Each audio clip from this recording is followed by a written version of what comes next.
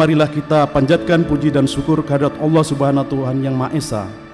Karena rahmat serta karunia-Nya, hari ini kita dapat mengikuti prosesi wisuda ke-40, sarjana terapan ke-16, pasca sarjana 14, semester ganjil tahun akademik 2022-2023. Atas nama pemerintah Kota Balikpapan, saya mengucapkan selamat kepada segenap wisudawan dan wisudawati yang telah berhasil menempuh proses pembelajaran dengan baik sehingga berhak menyandang gelar kesarjanaan sesuai bidang studi masing-masing. Keberhasilan ini tidak dapat membawa semangat, antusiasme, serta motivasi baru untuk segera mengaplikasikan ilmu seraya mengabdikan diri kepada masyarakat, bangsa, dan negara.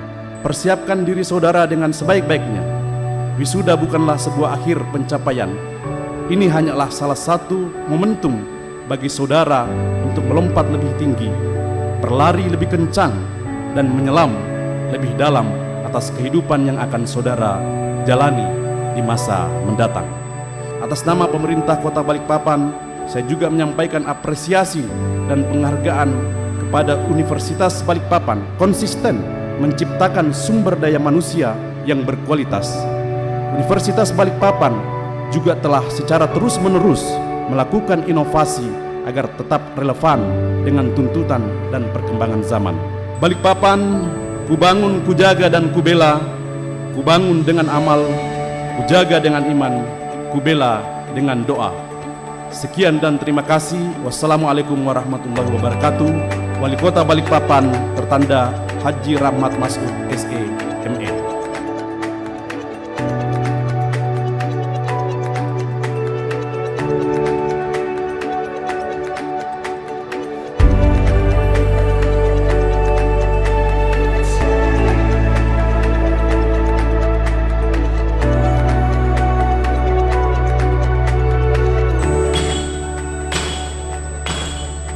Rapat terbuka Senat Universitas Balikpapan dalam rangka wisuda program sarjana, sarjana terapan, dan pasca sarjana Universitas Balikpapan tahap 1 tahun 2023 dibuka oleh Ketua Senat Universitas Balikpapan.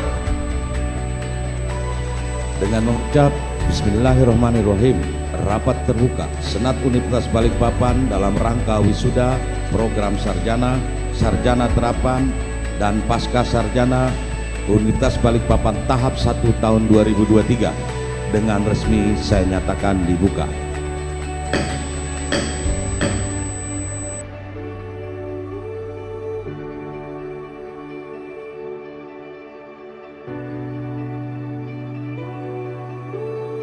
Jumlah mahasiswa kami itu kurang lebih 7.000, dan yang paling utamalah adalah terkait dengan pendidikan dan pengajaran.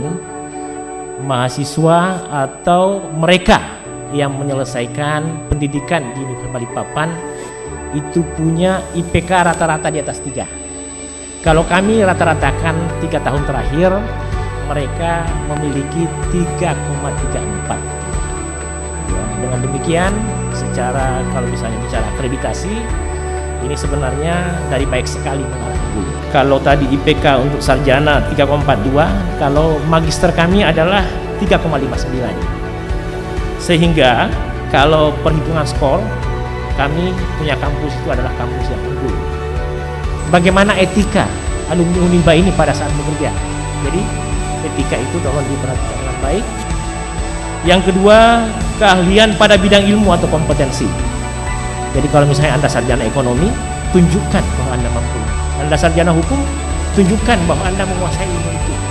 Jangan pernah ragu untuk menyekolahkan anak Anda di Universitas Balikpapan karena terkait kompetensi dan kualitas. Kami, kalau orang Jepang bilang kaizen atau continuously improving, atau misalnya secara agama, besok akan menjadi lebih baik dari hari ini.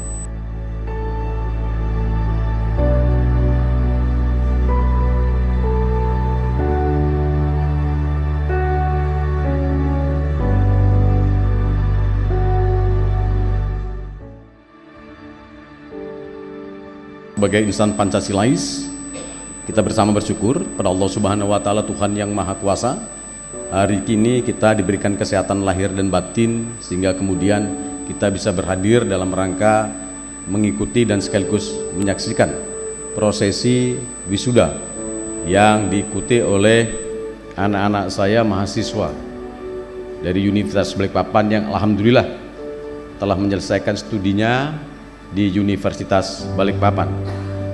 Wisuda kali ini adalah wisuda sejak wisuda pertama, yakni angkatan ke-40.